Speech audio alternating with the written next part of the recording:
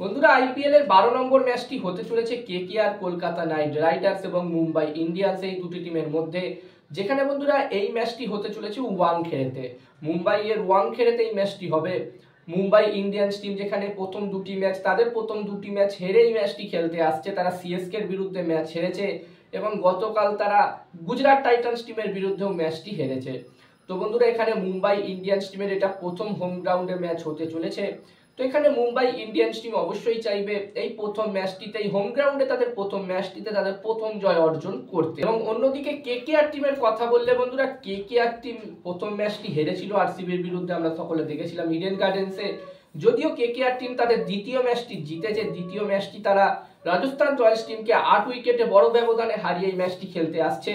ফলে কেকেআর টিমের confidence level কিছুটা হলেও ওপরে থাকবে। আর বন্ধুরা কেকেআর ফ্যানদের জন্য এই ম্যাচটিতে একটি ভালো আপডেট আছে। বন্ধুরা এই ম্যাচটিতে সুনীল নারায়ণ অ্যাভেলেবেল থাকছে, যেখানে রাজস্থান রয়্যালস টিমের বিরুদ্ধে ম্যাচটিতে আমরা দেখেছিলাম সুনীল নারায়ণ অ্যাভেলেবেল ছিল না, তবে এই ম্যাচটিতে সে অ্যাভেলেবেল থাকছে। এবং এই 12 নম্বর ম্যাচটিতে মুম্বাই ইন্ডিয়ান্স এবং কেকেআর এই দুটি টিমের প্লেইং 11 নিয়ে যদি আমি কথা বলি, তো বন্ধুরা এই দুটি টিমেই এই ম্যাচটিতে পরিবর্তন হতে পারে। যেখানে মুম্বাই ইন্ডিয়ান্স টিমে এই ম্যাচটিতে রবিন মিন্সের জায়গায় উইল জ্যাককে সুযোগ দিতে পারে মুম্বাই ইন্ডিয়ান্স টিম। অন্যদিকে কেকেআর টিমে আমি তোমাদেরকে আগেই জানালাম এই ম্যাচটিতে সুনীল নারায়ণ অ্যাভেলেবেল থাকছে, তো এখানে মঈন আলীর জায়গায় সুনীল নারায়ণ খেলবে এই ম্যাচটিতে। বাকি আমার যতদূর মনে হচ্ছে মুম্বাই ইন্ডিয়ান্স এবং কেকেআর এই দুটি টিমে আর হয়তো কোনো পরিবর্তন হবে না। আর তোমাদের এখানে কি মনে হচ্ছে, এই দুটি টিমে আর কোনো পরিবর্তন করা দরকার কিনা? তোমরা চাইলে নিজেদের মতামত কমেন্ট করে কমেন্ট বক্সে জানাতে পারো। আর এই দুটি টিমের মধ্যে যদি আমি কম্পেয়ার করি, তো বন্ধুরা যেখানে মুম্বাই ইন্ডিয়ান্স টিমের পারফরমেন্স আগের বছর 2024-এও আমরা দেখেছিলাম খুবই খারাপ ছিল, এই বছরের শুরুটাও কিন্তু মুম্বাই ইন্ডিয়ান্স টিম সেই একই রকম ভাবেই করেছে, আগের বছর মতোই করেছে। যেখানে প্রথম ম্যাচটিতেও তারা হারলো, দ্বিতীয় ম্যাচটিতেও তারা হারলো। এবার দেখার বিষয় থাকবে এই বছরে মুম্বাই ইন্ডিয়ান্স টিম কামব্যাক করতে পারে কিনা। এখনো তাদের কাছে অনেক ম্যাচ আছে, দেখার বিষয় থাকবে তারা তাদের বাকি ম্যাচগুলোতে কিরকম পারফর্ম করে। টিমটি কিন্তু খুবই শক্তিশালী দেখাচ্ছে, আমরা বরাবরই জানি যে মুম্বাই ইন্ডিয়ান্স টিম খুবই শক্তিশালী। এবং এই বছর তো মুম্বাই ইন্ডিয়ান্স টিমের কাছে ভালো বোলিং লাইন আপও আছে। জাসপ্রীত বুমরা কামব্যাক করলে এই টিমটির বোলিং লাইন আপ খুবই শক্তিশালী দেখাবে।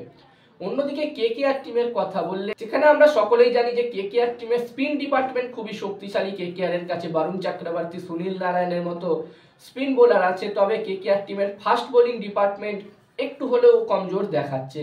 প্রথম ম্যাচটিতে আমরা দেখেছিলাম বৈভব অরোরা প্রচুর রান দিয়েছিল, যদিও হর্ষিত রানা ভালো বোলিং করছে এবং বৈভব অরোরা দ্বিতীয় ম্যাচটিতে ভালো বোলিং করেছিল।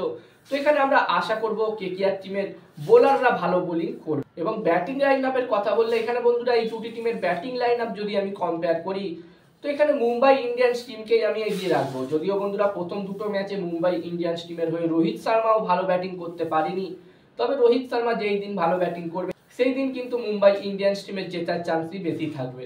তো এখানে ব্যাটিং এর দিক দিয়ে দেখতে গেলে আমি মুম্বাই ইন্ডিয়ান্স টিমকেই এগিয়ে রাখবো। আর যতদূর আমার মনে হচ্ছে বন্ধুরা, এই ম্যাচটিতে আমি মুম্বাই ইন্ডিয়ান্স টিমকেই এগিয়ে রাখবো।